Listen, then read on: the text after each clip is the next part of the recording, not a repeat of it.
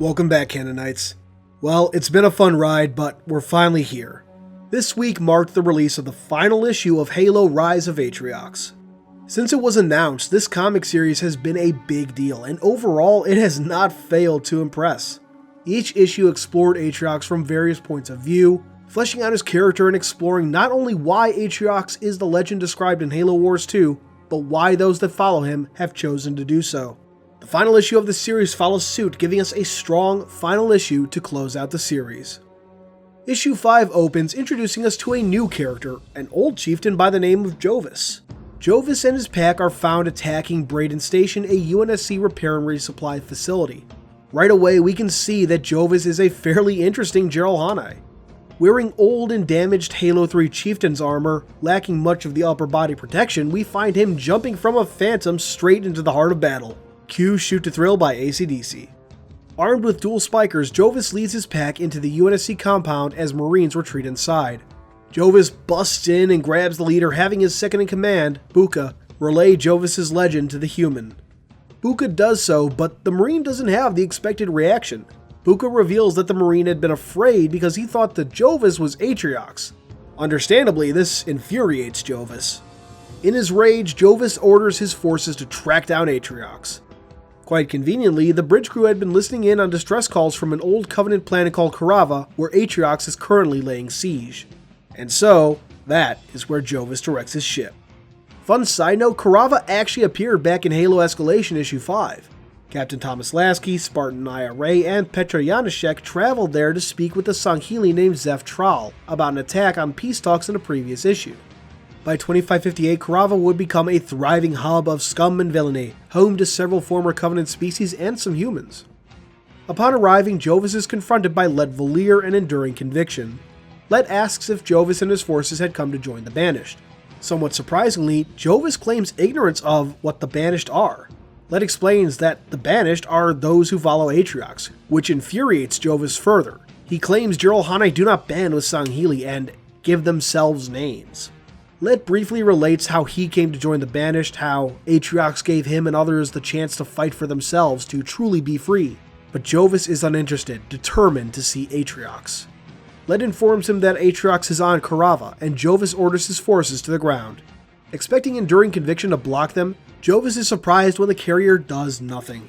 Let explains, with what I can only describe as the Sangheili equivalent of a smile, that whether Jovis came to talk or fight, it makes little difference to Atriox. Upon landing, Jovis' forces are soon confronted by an unarmed Decimus. Interestingly, Decimus does for Atriox what Buka was meant to do for Jovis. He relates Atriox's legend, talking about how the ground shakes where he walks, and relating the events of issue 3. Jovis, however, berates Decimus, reminding him of the true nature of Jiralhanae, to fight for dominance. Before he can continue, however, the ground literally begins to shake, scaring a few of Jovis' people. Jovis tries to get his men back in line, but Decimus reveals that this had all been a trap, and fire rains down upon Jovis' forces. And fun side note, we get a surprise cameo from Pavium from Halo Wars 2 Awakening the Nightmare, so that's pretty cool. Jovis and his surviving men try to retreat to a nearby supply depot, only to be confronted by another pack of Jiralhanae, this time led by Voridus. Jovis tries to fight off the Banished, but ultimately loses. It is here when Atriox himself appears. He reveals that someone in Jovis' warpack had contacted the Banished, explaining why Atriox was so well prepared, and had hoped that Jovis would be willing to join, something Atriox admits he is open to. When Jovis asks who the traitor was, Buka steps forward and begs the old chieftain to join Atriox. Sadly, Jovis is a Jiralhanae of old. He had been fighting since before the Covenant absorbed his species. For him, there was only one option left. Jovis charges Atriox, but is taken down by a single swing of Chainbreaker. As the comic comes to an end, Atriox gives Jovis something one could almost call a eulogy, angry, upset, and perhaps somewhat regretful of what Jovis felt he had to do. As Atriox explains, in the old ways, a leader would never tolerate any threat to his power, that Jovis would never have respected Atriox for letting him live, and that, to Jovis, his men would never have respected Atriox either.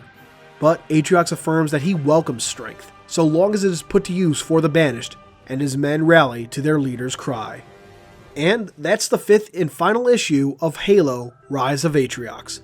It's been one hell of a ride these past many months as we saw Atriox go from battlefield fodder to legend to leader. Without a single issue with Atriox as the main character, we saw how he transformed and how the perceptions of those around him built his legend to what we see by the time of Halo Wars 2. In terms of art, this issue was a knockout. While the artist for this issue, Jonathan Wayshak, also illustrated issue 3, this issue blew that away.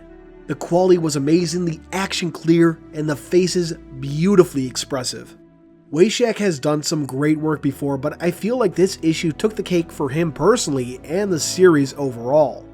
With minor exceptions, these issues have not disappointed. In fact, I would honestly say that we need a few more, exploring a few extra details, notably how Atriox found the Ark's location, or perhaps how some of his lieutenants, notably Colony, joined up. But for what we got, I am extremely satisfied. After the transfer of Halo comics from Marvel to DC, there were some notable drops in quality, specifically when it came to the narratives being told. Initiation was forgettable, if somewhat infuriating. Escalation, while containing a few good moments, was ultimately a disappointment, and even the recent Tales from Slipspace was met with mixed feelings at best from the community. However, I think it's more than safe to say that with Rise of Atriox, Halo comics have finally found their footing once again. I can't say whether that's reflected in sales numbers or not, but for me personally and many people I've talked to, this series was a resounding success. In the end, I think that I can easily give the series overall an 8.5 out of 10. Individual issue quality may vary, but each issue was at least good, most of them great. So what did you all think? Both of this issue and the series overall? Let me know in the comments below. And before we go, I want to announce that Covenant Canon and I will be doing a collaboration video very soon, discussing the comic series overall. No date has been set as of yet, we're still working out exactly what we're going to do, but I'd like to ask what you want to see. Would you prefer a video with us just discussing the comics with each other, or would you like to see perhaps a live stream where we discuss the comics and take questions from viewers? Once again, let me know in the comments below or on social media. Whatever the result, we're both excited to talk more about this amazing comic series. So that wraps things up. Thanks for watching as always, and until next time, this has been Halo Canon. Hey guys, thanks for watching. If you liked this video, please consider giving it a thumbs up, subscribing, and sharing it around. You are the reason I get to keep doing this, so thank you, profusely thank you.